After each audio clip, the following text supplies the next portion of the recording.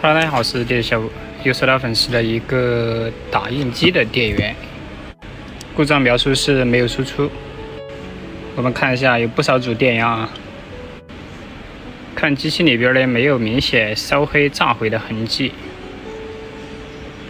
直接接入220伏电源。好，上电。诶，直灯没亮。哦，去开关没开啊，开机也没反应啊。好，先断电。藏在这个下边有一个保险，我们来测一下。好，经实测，保险居然是开路的，看来这个机器是短路性的故障。接下来我们把它板子拆出来。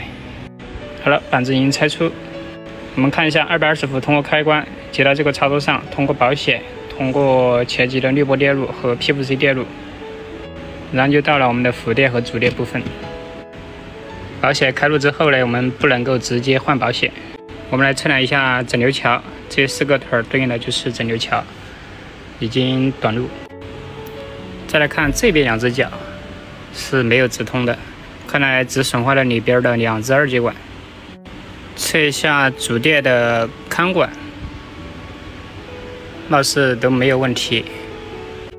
测一下辅电芯片的对立值，没有明显击穿。诶，难道这个就是整流桥坏了解个漏吗？接下来我们把这个整流桥拆下来换一个试试。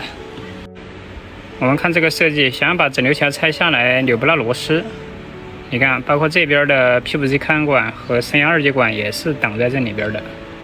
原则上需要把这个整片散热片，包括上边的3个管子全部取下来。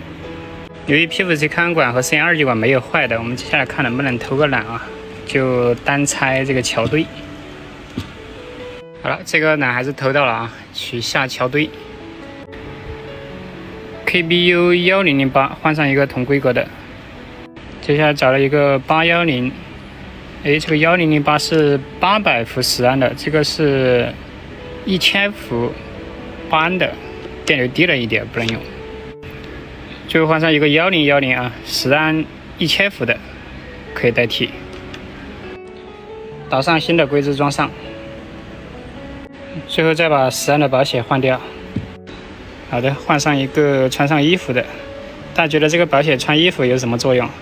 可以评论区打出你的看法哦。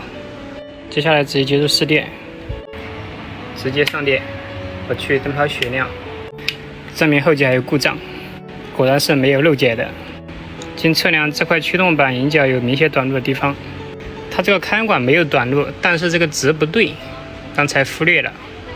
好的，拆开这块驱动板，看一下，这里有电阻明显已经烧掉了，就在210这个位置。测量这些2节管的值也不正常。芯片用到的是 FN7631，一款典型的半桥式谐振芯片。可以看到芯片的上方有一个烧焦的印记，这个芯片一定已经挂了。好了，最后由于手头上没有这个电源芯片，我们就等到件之后继续再维修了。由于作品时间有限，我们本期的维修视频就到这里吧。好的，感谢大家收看。